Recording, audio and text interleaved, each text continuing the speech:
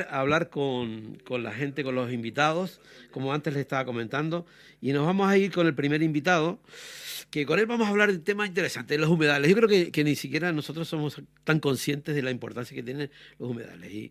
Y bueno, y nuestro invitado sí lo tiene, sobre todo porque trabaja sobre todo, bueno, a nivel europeo en Irlanda, y nos va a comentar ahora, nos va a contar como un cuento a ver qué es lo que hace él, y sobre todo también para comentar un poco la importancia que tienen los humedales aquí, que muchas veces nosotros mismos yo creo que ni siquiera somos tan conscientes de ello.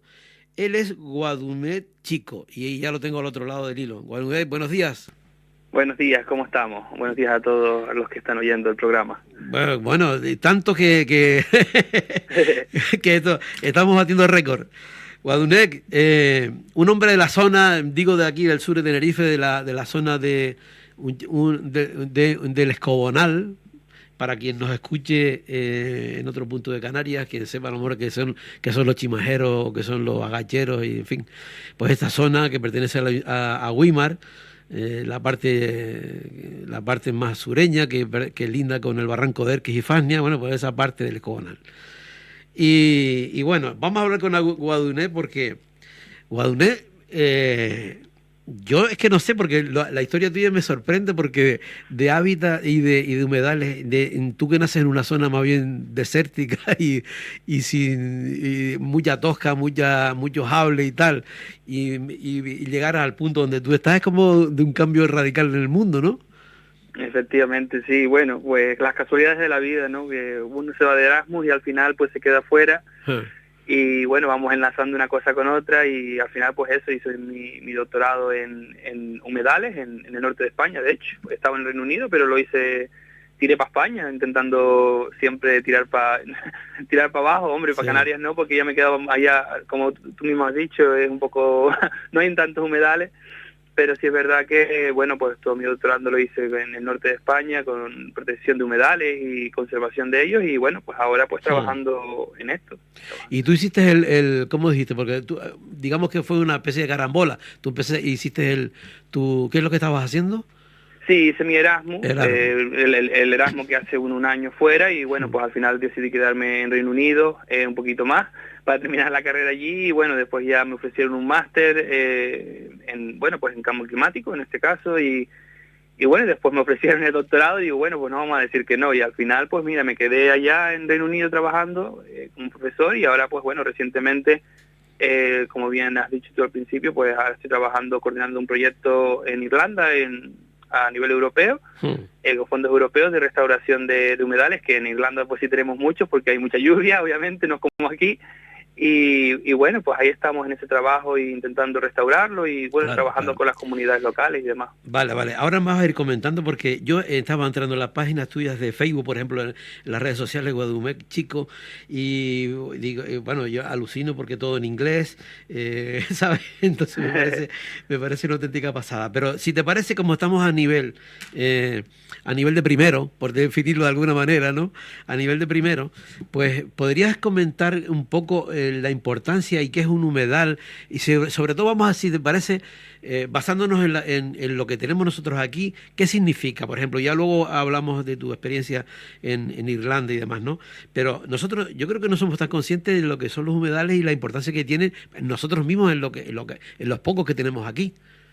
Efectivamente, sí. Bueno, en caso de los humedales, bueno, hay un rango muy grande, ¿no? Pues tenemos desde lagunas hasta pues otros que son más en zona sur, como por ejemplo Doñana, en España, que ha estado últimamente muy famoso también, y en Canarias pues también tienes algunos humedales, pues principalmente en las zonas costeras, donde tienes esta agua que se acumula de las mareas y demás, y después tienes otros que son ya más extremos, como los que tenemos en Irlanda, que ya son más acumulando vegetación y acumulando carbono en este caso, pues muy funcionales para el cambio climático.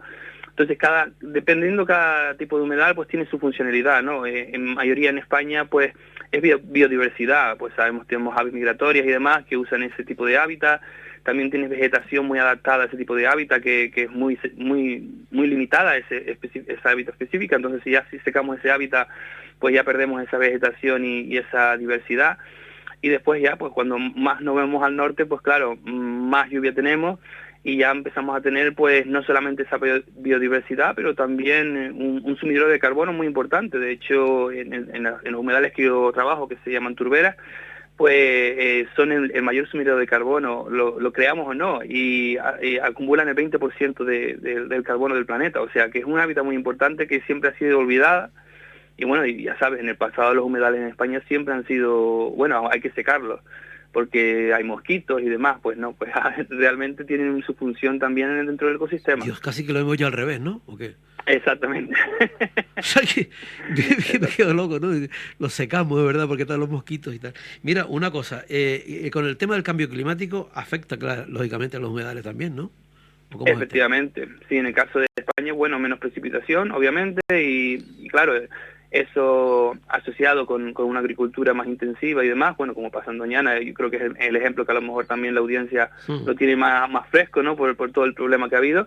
Pues claro, pues, tenemos menos agua, tenemos que conseguir más agua, la sacamos del humedal, pero claro, también está afectando un hábitat que es esencial y de transición también. En el caso de Canarias, hombre, no tenemos esos humedales en sí dentro de la geografía, porque bueno, tampoco tenemos zonas planas, tampoco tengamos tal, pero hombre, sí es verdad que, por ejemplo, en la laguna se dice, ¿no?, que antes era una laguna, pues a lo mejor es un humedal que teníamos ahí, pero obviamente ya no está. Claro.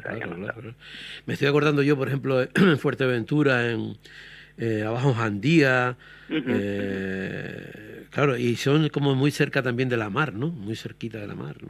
Sí. Exacto, son zonas de transición que además son muy especiales porque tienes una combinación de la salinidad del agua es diferente, entonces ya tienes una vegetación y unos animales, por así decirlo, insectos específicos para ese hábitat. Entonces al final son sitios muy pequeños, pero son muy importantes para la biodiversidad. Claro, y ahí están todas las especies y todo en ese marco, ¿no?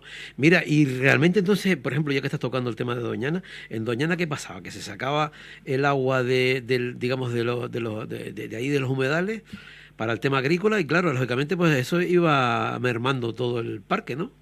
Efectivamente, y principalmente las extracciones ilegales, que no hay un control, entonces claro, se hacen pozos en fincas y demás y se saca el agua, entonces al final el humedal se veía afectado. De hecho, Doñana es una de nuestras zonas del proyecto, es una zona de conocimiento que llamamos, ¿no? Una zona donde aprendemos de la experiencia, en este caso, cómo no hacer cosas, ¿no? Entonces, sí es verdad que había mucha presión por nuestro proyecto también para la conservación de ese hábitat, y claro, principalmente cuando hay una gestión irregular, ¿no? O no hay una gestión en sí, pues, o sea, y ese es el problema que tenían en Doñana, aparte después una legislación que estaba entrando en vigor o que iba a entrar en vigor, que también afectaba los niveles freáticos, que se llaman, los niveles de agua en ese hábitat. Al final tienes que tener agua, si no las aves no van y se pierde. De hecho, Doñana, bueno, está en una situación muy delicada. De hecho, la Unión Europea ya lo ha dicho, o sea que no somos nosotros solos, que la Unión Europea también está dándole caña ahí al gobierno. Al para tema, que, ¿no?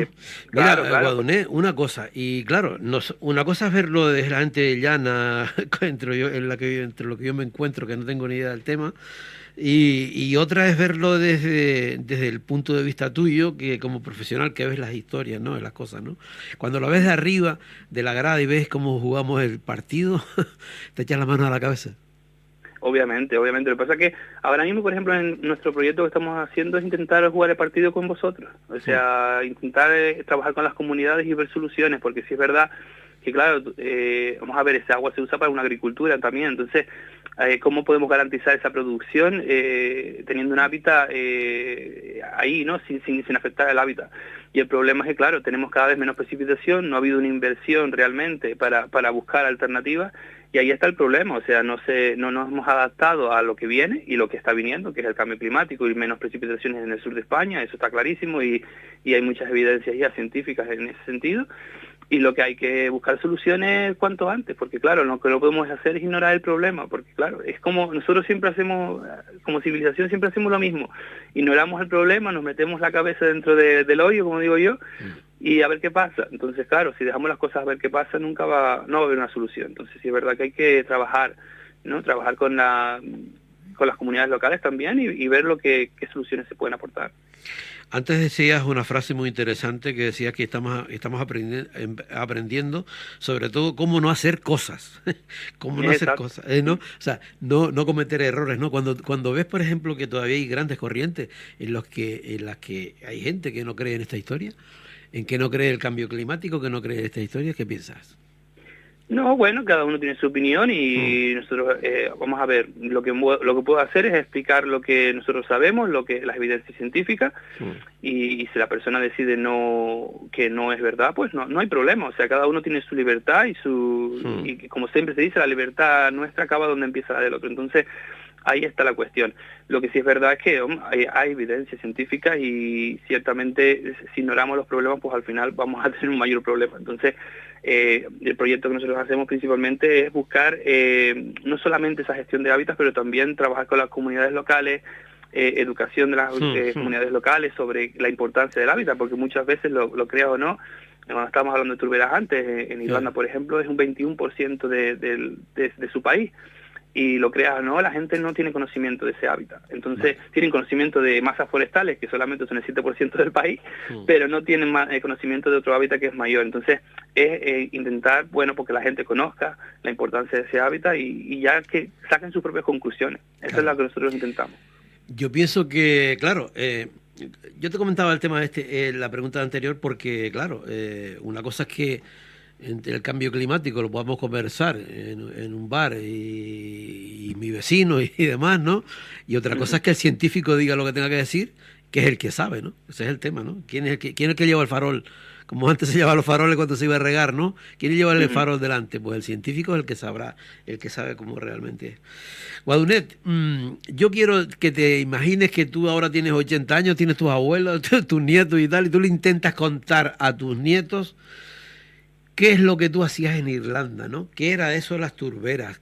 ¿Cómo trabajaba el cambio climático? ¿Afectaba también igual que aquí, como se está hablando en Irlanda? También hay notas allí que tú lo notas, que tú lo ves. ¿Tú contaras eso a ese? Es que prefiero que me lo cuentes como a ese nivel. ¿Qué dirías? ¿Cómo le contarías? Sí, bueno, pues, hombre, las hábitats que habían ahí en Irlanda eran muy importantes. Yo pienso que vamos en camino de desaparecer ese hábitat, desgraciadamente, y ya por el hecho del hecho del cambio climático, precisamente, o sea que vamos a ver una transición de hábitat, o sea, eso se espera, o sea, igual que pasa en España, también pasa en Irlanda, con menos precipitación. Pero ciertamente el trabajo que estamos haciendo ahora preparará esas hábitats para poder adaptarse mejor, igual que nos tenemos que adaptar nosotros también. Entonces yo espero que, bueno, cuando tengo 80 años poder explicarle a la gente, y bueno, hemos hecho un trabajo aquí para adaptar ese hábitat y por eso todavía la puedes ver aquí y todavía tiene su función y esperemos que ese hábitat también pues esté atrapando carbono, que es que al final lo que nos interesa es una manera natural de combatir el cambio climático. Fíjate tú que estamos destruyendo muchas veces este hábitat para poner eólicos, imagínate. Estamos destruyendo un hábitat que hace una función natural para mitigar el cambio climático, para poner eólicos, para combatir lo mismo. Entonces, hombre, con 80 años yo espero decir, bueno, aquí pusimos unos eólicos, pero nos equivocamos y sabíamos que íbamos mal, y entonces rectificamos, ¿no? Entonces todavía tienes aquí esta hábitat porque hemos hecho restauración, hemos progresado como civilización y hemos conseguido proteger el entorno. Ahí entonces ya habían aplicado lo del eólico y luego cambiaron, ¿o cómo es el tema? Estamos en ello, estamos en ello porque sí se ha instalado no solamente en Irlanda, pero Reino Unido e incluso en España. Te diré una cosa, el norte de España es el peor sitio. En España es donde tenemos la menor cantidad de este tipo de turbera porque es un hábitat muy húmedo y sabes que en España... bueno, ¿Qué es una turbera en realidad, para que la gente sepa? Es como un humedal, pero un poco más... Tú imagínate como una ciénaga, ¿no? Un sitio, como unas arenas movedizas, pues imagínate, pues así, más o menos, o sea, una zona con mucha agua, vegetación que se ha ido acumulando, como tienes en Anaga, ¿no? Este suelo orgánico, pues imagínate eso acumulado 5 o 6 metros. Entonces cuando caminas por ahí, pues básicamente vas hundiendo en ella, ¿no?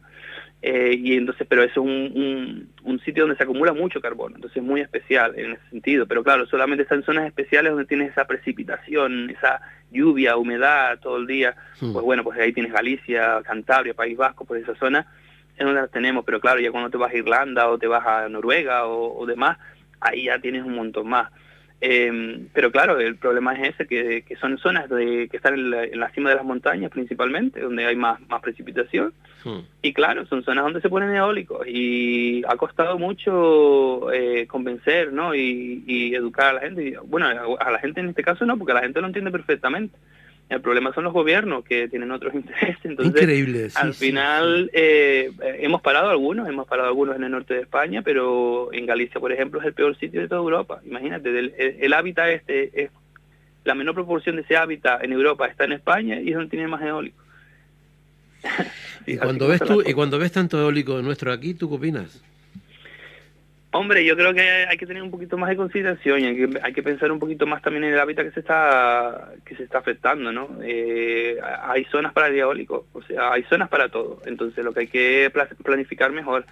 Yo creo que se ha hecho demasiado. Esa es mi opinión, porque cuando yo miro para el sur de mi casa, por ejemplo, yo veo mucho eólico y ahí hay un hábitat también, ¿no? Un hábitat que es un cardonal tabaibal, que se ha afectado. Entonces yo no sé hasta qué punto se han hecho esos informes correctamente y, no sé, yo la verdad que me parece demasiado. Hay que también planificar, hombre, hay que promover las energías renovables, está clarísimo, pero es que hay espacio para todo, lo que pasa es que hay que planificar bien. Yo no sé, a veces tengo la impresión de que es como una carrera. O sea, que has planteado el tema de reestructurar bien, de pensar bien, de analizar bien, y yo creo que, no sé, yo creo que no. Yo creo que, fíjate, porque estás comentando el tema de Irlanda, mira tú cómo se dieron pasos y ahora ya están logrando, digamos que aquellos pasos que se dieron, echarlos un poco para atrás y caminar en otro lado, ¿no? Mira, una cosa, Guadunet, ¿y cómo trabajas con las comunidades, por ejemplo? ¿Cómo hacen eso? Pues mira, yo la verdad que es una cosa que no tenía mucha experiencia y esto empecé con el nuevo trabajo pues a partir de enero y realmente el problema es que, vamos a ver, aquí tenemos mucho monte público y demás, pero en Irlanda el suelo pertenece a alguien, o sea, no es todo privado. Y por lo general es un suelo que a lo mejor lo comparten entre 5 o 6 personas, no es una persona sola y entonces esa zona la usan ellos para ganado, o sea, tienen una zona como comunal, por así decirlo, un monte común, donde trabajan, donde ellos ponen su ganado. Entonces, claro, tienes que trabajar con ellos para explicarles el por qué a lo mejor tienen que reducir ganado o cómo gestionar el ganado para que el hábitat no se degrade, o sea, intentar buscar un balance, ¿no? entre todo.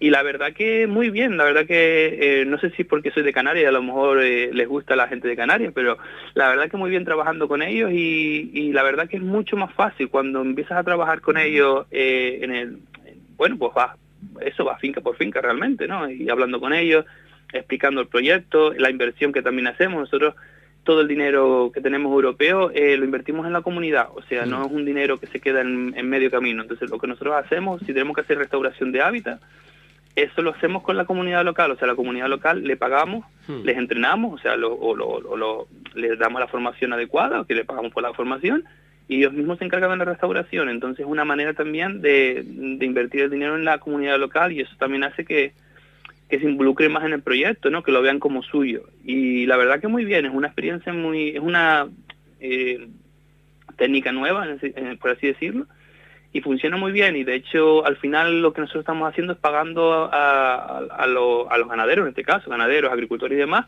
en función de la calidad del hábitat. O sea, a mejor calidad de hábitat tienen, más dinero van a recibir de la Unión Europea. Así es como funciona. Entonces, y ellos deciden, o sea, si ellos quieren mantener el hábitat en buena condición, pues reciben un pago mayor, y si deciden no hacer nada y tener el hábitat degradado, no reciben ningún pago, o sea que no pierden nada tampoco, pero pueden ganar. Y funciona muy bien este sistema. Yo creo que qué bueno. ¿Sabes lo que yo veo? Que estamos intentando implicar, es una cosa, el proyecto en sí también intenta expandir los resultados de la Unión Europea y es algo que se va a mover dentro de la Unión Europea también, o sea, estamos intentando llevar a todos los países, porque es la política agraria común, básicamente, que se aplica ahora mismo en Irlanda. ¿Sabes lo que yo veo también? Bueno, lo que observo, por ejemplo, que ustedes están en ese trabajo contando con todos los actores, digamos, que están involucrados. Estás hablando de comunidades de gente cercana que vive allí, que no sé qué, que no sé cuánto, o que tienen ese interés allí, mientras que a lo mejor otros modelos que tenemos aquí te lo imponen y se acabó, pero no hay como una conexión directa como ustedes veo que lo están haciendo, ¿no? Sí, es que ese es el problema, o sea, ahí ya intentaron lo otro y no funcionó, entonces hay que buscar alternativas y, hombre, no te digo que sea fácil, cuidado, porque aquí, claro, si imponemos, lo hacemos al día siguiente si quieres, ¿no? Pero Sí. cuando trabajas con comunidades tienes que trabajarlo día a día y crear la confianza y demás, y no solamente las comunidades, después tienes que mirar a otros agentes también, como los gobiernos locales también, municipales que hay en la zona, comunidades agrarias, o sea, hay muchos agentes que también tenemos que implicar dentro del trabajo. Requiere tiempo, pero al final los resultados son mucho mejores, o sea, al final es esto, es tiempo, ¿no?, para restaurar, y si es verdad que hay una tendencia en general a restaurar los hábitats, con la nueva ley de restauración de hábitats de la Unión Europea, pues esto va a ir a más, y de hecho nosotros tenemos bastantes fondos, el proyecto en sí son 3,5 millones de euros, o sea, bastante un presupuesto bastante abultado, y ya han anunciado otros 3 billones con B para restauración de hábitats en Irlanda en los próximos 5 años, o sea que vamos a tener bastante trabajo.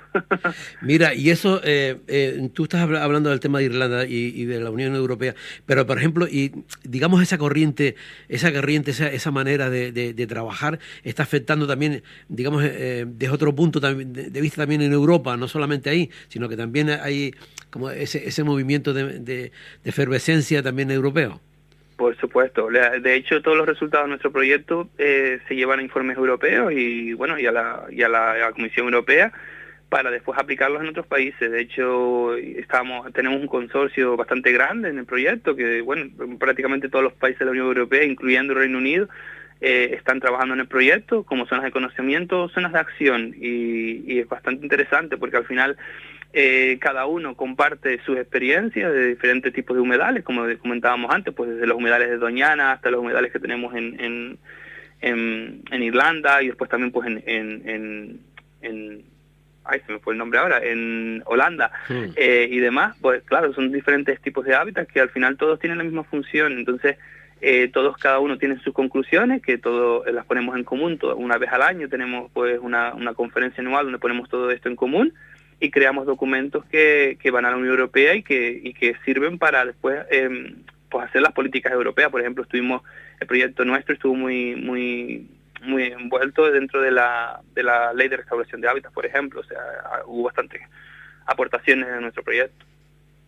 Qué bueno. Mira, Guadunet, a veces tienes la impresión de que lo que haces o lo que están haciendo no se debe, aquí estamos a otro nivel, no comprendemos todavía, no estamos a una altura a ese nivel de la comprensión de todo el tema. Yo creo que comprensión hay, el problema es la voluntad política, porque hace falta, o sea, hace falta una voluntad política para hacer estos cambios, está claro. Y realmente yo pienso, cada vez que yo vengo, porque yo siempre me he planteado volver a España también, ¿no?, a trabajar y demás, pero es que no hay un mercado laboral que, por ejemplo, absorba el tipo de trabajo que yo hago. Pero entonces, por eso te digo que no se ha creado, no hay ese sistema, ¿no?, de por ejemplo, contratar geógrafos, contratar ecólogos, contratar sí que hay, hay algunos trabajos, pero no es como en Irlanda o Reino Unido, donde hay vamos a ver, semanalmente hay trabajos saliendo de este tipo de acciones, ¿no?, acciones de restauración, acciones de proyectos de renovación de hábitats y demás, y eso no se ve aquí en España todavía. Aquí estamos en pañales en eso está claro. Esperemos que esperemos que vayamos a más. Hombre, si es verdad que el estado de las hábitats si has estado en Reino Unido o en Irlanda, pues el estado del hábitat allí es mucho peor, mucho más degradado que el que tenemos en Canarias. En Canarias tienes si es verdad que ahora tenemos una oportunidad con este gran incendio, pues hay una oportunidad para hacer un buen proyecto de restauración, por ejemplo, de hábitat, que eso debería que supongo que estará en marcha ya, y que bueno, porque al final eso hay que promoverlo también. Bueno, se nos fue el tiempo. Yo estaría hablando de humedales contigo media mañana, pero el tiempo es el que es. Oye, gracias por haber estado con nosotros. Por lo menos, mira, poco a poco vamos avanzando, ¿no? Yo no me imaginé estar hablando de este tema. Mira, poco a poco vamos creando conciencia colectiva, ¿no? Por supuesto. Si quieren eso, el proyecto es Waterlands, .eu, que es Unión Europea, y ahí tenemos toda la información, si la audiencia quiere ver un poquito más el proyecto y demás. Y nada, que todo el mundo que se anime a proteger los hábitats, que aquí la verdad que hacemos un buen trabajo en protección por lo menos, y a ver si restauramos todo. Pero muchas gracias por la invitación también para estar con ustedes hoy. Claro. Mira, Guadonet, repítenos otra vez la dirección que acabas de decir. Sí, Waterlands, que es, bueno, waterlands.eu.